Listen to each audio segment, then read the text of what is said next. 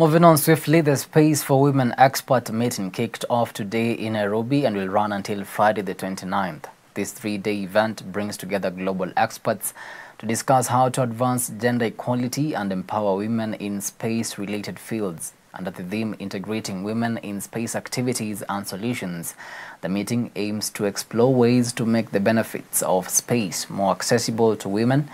Our reporter Dolly Mwirigi has more on the story. I looked at the Gender Mainstream Toolkit and... It is a capacity-building initiative organized by United Nations Office for Outer Space Affairs and the Kenya Space Agency, held in Africa for the first time.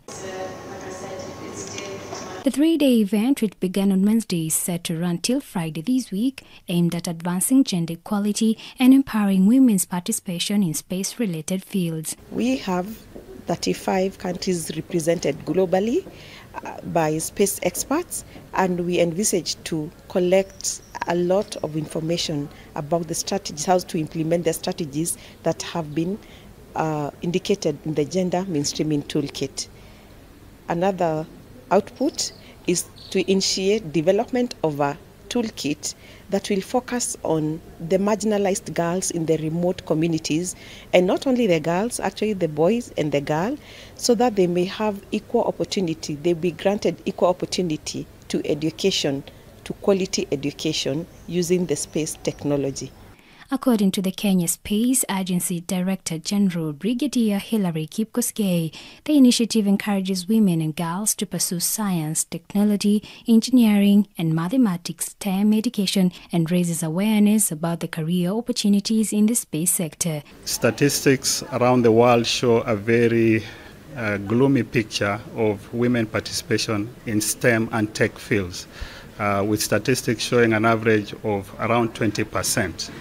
And the intention of Space4Women expert meeting is really to create that awareness and to encourage women and inspire women, and especially young girls, to pursue studies in STEM subjects, which will give them the foundational studies to be able to pursue future careers in tech fields like space sciences and technologies. However, the meeting will ensure that the benefit of space exploration are accessible to women and girls, fostering their equal and active participation in space science, technology, innovation and exploration. There is a program called Imlango, where across 245 remote and isolated schools in four counties in Kenya, you have internet connectivity for children, and it started with a focus on marginalized girls, and by giving those girls access to 1 hour per week of internet and specifically to a maths online program,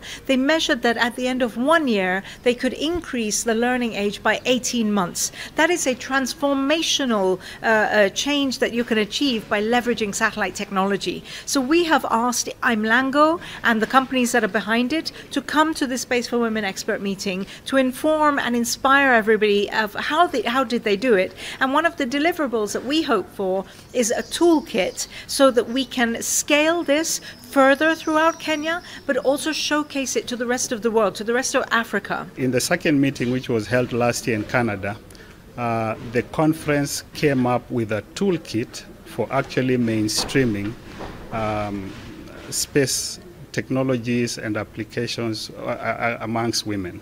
So in this particular conference, we are encouraging countries to actually implement the provisions and the strategies that are outlined in that gender mainstreaming toolkit. But as an addition, because we have a project that is very successful in terms of imparting studies in maths especially and sciences to girls in remote locations, which is called through the Imlango project. We want to use this as a platform to encourage countries in the region because of situations similar to ours, where in ASAL areas there is very low participation of girls in STEM subjects. Thanks very much, and that's a great ending. Dolly Mwirigi for Hope TV, Nairobi.